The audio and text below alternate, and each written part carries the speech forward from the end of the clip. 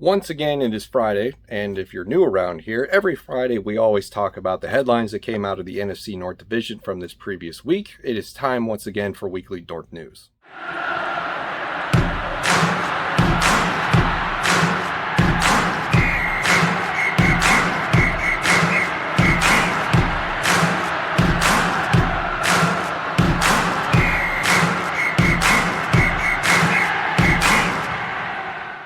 Hello and welcome in. It is another Friday. It is time to go over all of the headlines that came out of the NFC North division once again. We're going to do the traditional format where we pick one headline for each team. Not a big week. It's going to be like that for the next couple of months. It's going to be tough plowing for this program every Friday, but we do have some headlines that we can talk about briefly. So we'll have a short episode today, and then we'll see what happens next week. So we're going to start things off with the Minnesota Vikings today, and that is their headline of the week as that during an OTA press conference media availability session with Mike Zimmer, he told reporters that he has not spoken with Danielle Hunter. And when asked about his participation or lack thereof during OTAs, because he hasn't been present yet, he said, "We'll see when minicamp shows up." So it's news that Vikings fans aren't going to like, as the headline says, and that's something that I agree with, because I think we would like to see this be put to rest. We're tired of the rumors, and we just want to know. We want an answer. We want to know what's going to go on in 2021. Where is Danielle Hunter going to be? Is he going to be with the Minnesota Vikings? Is he going to hold out for a new contract? What is the deal? We've been dealing with this forever. We want a conclusion, and that's where we stand. So for me personally, this, like I said, I don't think we're going to hit the panic button on this just yet. But at the same time, it's organized team activities. It's not mandatory. It's voluntary. And it's no surprise that veterans are going to skip. And I think we all kind of figured that Danielle Hunter was going to be the prime candidate to be somebody who doesn't participate in organized team activities this year. He's coming off the neck injury. He rumored to have wanted a new contract. So, him skipping, no surprise. The thing that kind of surprises me is that Mike Zimmer hasn't spoken to him, and that's something that he would admit publicly. So that tells me one of two things. Number one, he's telling the truth and it hasn't happened, and that's concerning. Number two, he's lying about it, and he has spoken with him, and it didn't go well. So could it be something else? Yeah, maybe, of course. It could just be completely innocent, but it's hard to trust Mike Zimmer when it comes to Danielle Hunter, because as I've said in a previous video, we did get burned by him last year saying, oh, it's just a tweak, and then it turns out to be season-ending neck injury surgery. We go from tweak to season-ending neck injury, and that's a wide spectrum, right? So Danielle Hunter, apparently we will find out what's going to happen, and we will get a big answer, maybe not the answer, but a big answer come mandatory minicamp time, because minicamp is mandatory.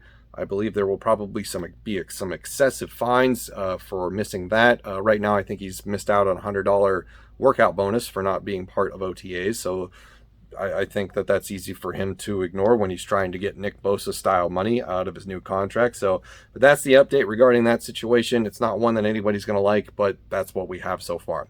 Moving on to the Green Bay Packers, we talked about the report last week where none of the veteran wide receivers showed up to participate in OTAs. So Jordan Love was throwing two makeshift groups of wide receivers, which is not good for his development whatsoever. But the headline for Green Bay today is that Devin Funchess and other veteran wide receivers will report to minicamp. And similar to the Danielle Hunter situation, this also makes sense for Green Bay because minicamp is mandatory. They're going to want to get their reps in. It's just kind of surprising that the same year that, Aaron Rodgers is estranged and Jordan Love looks like he's going to take over is the same year that all of the veteran wide receivers for the Green Bay Packers decide, no, we're not going to participate. We'll see you at mandatory minicamp.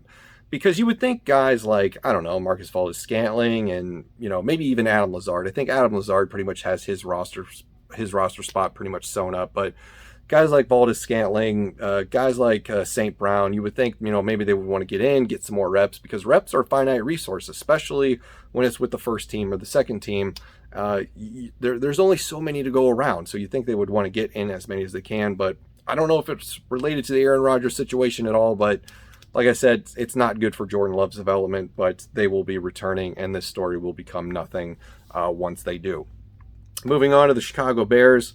According to Pro Football Talk's Mike Florio, sources have told him that the Chicago Bears have told Andy Dalton that he has been, or that he will be the Week 1 starter for the 2021 season for the Bears. So my reaction to that is, number one, I don't know what I trust from Mike Florio, because he's had some opinions lately that has altered my opinion of him, and it's not the great, it's like I've said in previous videos when we talk about Adam Schefter breaking stories, the best thing you can do is pay attention to your local reporters, your beat writers, your people who consistently and 24/7 cover one team, because anchors and, Sports Center anchors and people who work for ESPN or big time networks are covering the entire NFL. And that's a whole nother animal. That is a lot of things to keep track of.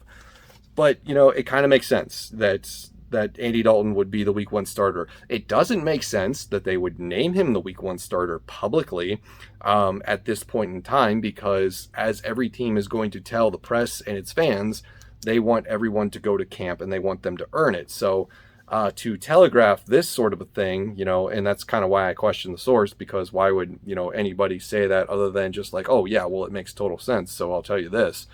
I don't know. It doesn't seem right to me. I believe that Andy Dalton will probably be the Week 1 starter, just because Justin Fields is a rookie and they probably have they signed the veteran for a reason. But yeah, it doesn't make sense. I think any other scenario that we've seen in the past, we have recent history of, just about anywhere you look where there's a quarterback competition or there's a first round draft pick coming into the team, coaches are going to be like, yeah, we'll figure it out, by preseason week 3 or whatever, dress rehearsal game, things like that. So I don't know about that one. And then we're going to wrap up with the Detroit Lions, who signed a free agent running back, but it's not Todd Gurley. So they signed free agent running back Michael Warren. If you remember him from his college days in Cincinnati, was a very prolific running back.